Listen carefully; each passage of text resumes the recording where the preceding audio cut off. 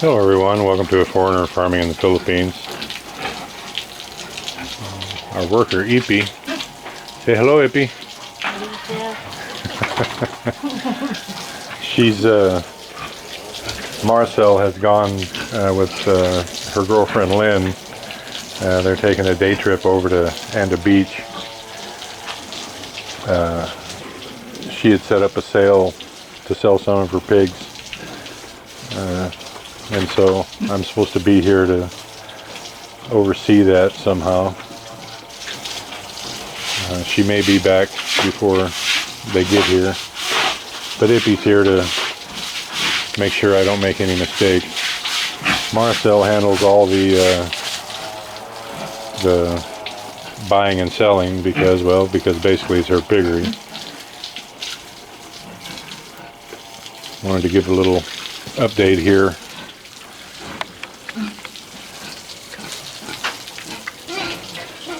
Happy pigs when they get a bath. These here are waiting. So as you can see, Ippy's almost got this pen done. He's coming through with the broom and the water hose. And this is pretty much what the pen looks like before it's cleaned. Pigs are not as dirty as people think they are. They only wallow around in the mud because they're trying to keep cool because they don't sweat like you and I do. So as you can see, they do their business, and they've done their business in the corner right there, so that they don't have to be in it themselves. They're pretty tidy creatures, left to their own devices, other than the mud just to keep cool. Our friends Tracy and Tracy have come for a visit. Oh, they're up there talking about something.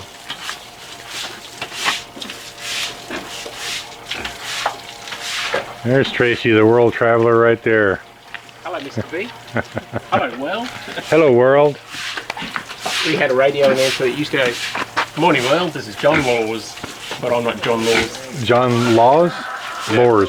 Laws. John Laws. 50 years in radio, and he got a golden microphone for 50 years. Wow. 50 years to doing any one thing is a long time. Hello, Cece. How are you? I'm good. You're good? How are you, Brian? Well, I'm standing in the sun here, so I've been better, I guess. So, what do you think of Maricel's piggery? Really good. Good looking pigs. Nice, healthy, big. I'm sure they're going to be tasty. Yeah, we have part of one in the freezer, so we may partake this evening. Good. Yeah. Ippy's doing a good job. Ippy is doing a good job. She always does a good job. Ippy's been helping out for months and months, and I was in her way. Thanks for not yelling at me, Ippy. So, how long does it take Maricel and Ippy to do the pens? Generally about, it depends on the water supply as well, but usually about 5 hours. 4 to 5. Because there's a feeding in the middle. Yeah. If they don't get done by noon, because they're fed in the morning, noon, and in the evening. So if they don't get fed by noon, then or if they don't get the pens cleaned by noon, then they have to take a break from cleaning the pens and feed the pigs. And then you've got to wait a little while for them to get through eating, because you don't want to be in with you don't want to water hose and broom all their food down the drain. Yeah. So you got to wait a few minutes for that, and then continue on. They were squealing this morning, so obviously they were hungry. Well, and we've just done a walk around. Lazy slugs are all asleep. Yeah. Fed and watered. They're kind of on a schedule, a feeding schedule, and so in the morning, if they hear anyone moving around up at the house, then one will start going, I'm hungry, and then all the rest will chime in, and then pretty soon you have a chorus of hungry pigs. But they quiet right down after they're fed, and as you saw, most of them are asleep.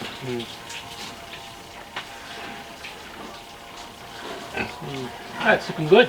Looking good. So much bigger than I thought it was going to be. But anyway. Well, Maricel had, you know, these first 4 pins were going to be it. Yeah. And Maricel had been trying to, well, hinting around that she wanted to double that size. And then I said, okay, well, I'll let you go ahead and do it. Because I'd been resistant to it for so long because, you know, being an animal lover and these being, you know, intelligent animals, I was kind of, you know, you get attached to things. I mean, you know, I've turned into an old softie. So I just was on the fence about it. She finally convinced me because she's always wanted a piggery. And so then it was 4 more pins, and then 4 more pins, and then 4 more pins, and until it ended up all the way down to the edge of the property. But So that's the boundary line, is it, down there? that's the old boundary line. Oh, that's right. You bought the next block. Yeah, the next little bit down there. Right, so yeah. So that was the old boundary line. Yeah. Oh, that's good. Do you want to go up on the plateau and have a wander around up there? Yeah. All right. Showing Tracy and Cece around up on the hill up here. I was hesitant to continue this video because there's 2 different chainsaw guys working in the distance. What are you thinking of the nice sunshine, Cece?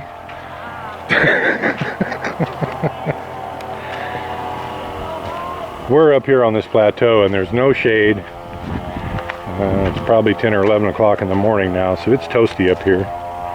It's like being in a white field. Well, see how, you know, you got your own little land of beach right here. All you need is a couple of those coconut trees planted right in there, and dig yourself out a little pool and pipe in some salt water. What do you think, Tracy? Huh? Let's do it. I'll go and get the shovel. And this side over here was never that much of a problem. She doesn't like the sun. She's running.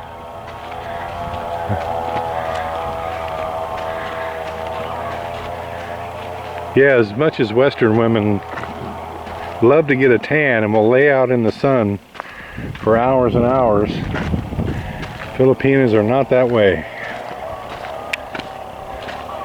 Yeah, this side here all worked well, Tracy. You didn't have hardly any problems.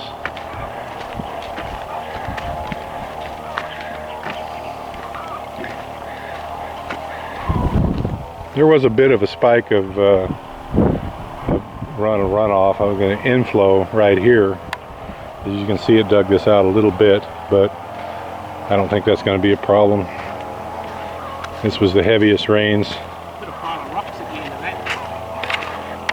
Some of that gravel. Put a few rocks at the end, that's what you're thinking? Yeah, big pile of rocks so the water doesn't wash the dirt away and just hits on the rocks and then filters through. An excellent idea. I think one of your subscribers said that to do that too. He was a plumber.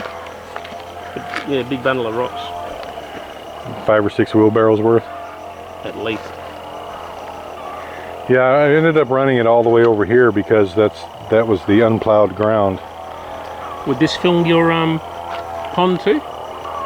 I don't know the elevation here, if it would. Supposedly it would. I mean, I've thought about it too, bringing it off this side. Tracy and I were just talking about using one of the pipes over on the other side of the plateau to run water to the tilapia pond, because I was explaining to him we're having a hard time getting it filled up. We haven't had a lot of rains so far, and it's proving difficult to get it high enough, get the water high enough to put the fish in it, which we would at some point like to do. But yeah, I guess we could. What would you do, Tracy? Just I'd get a water level spirit when I'd first. Have you got a long piece of clear pipe to work out the levels? We don't have one. Well, we do it 30 feet at a time. Just mark.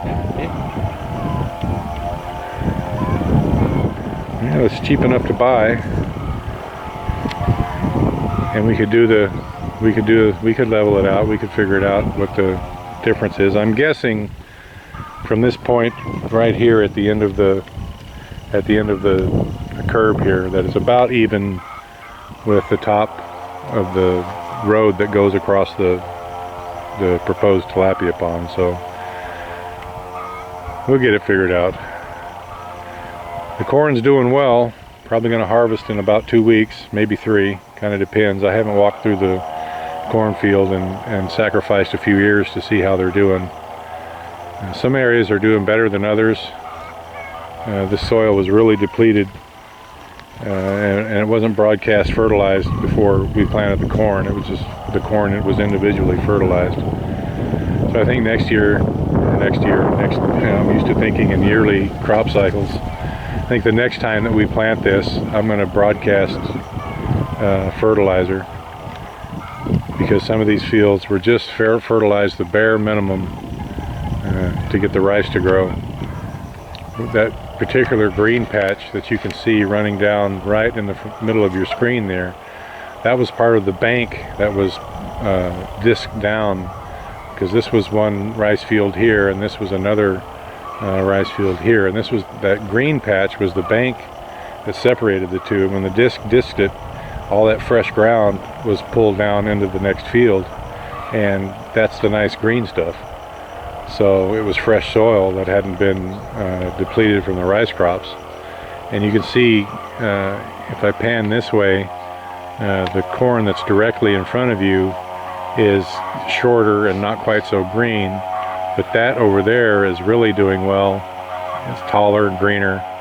That hadn't been planted for 2 years in anything, and this shorter field had been planted in rice and not fertilized much, I'm assuming.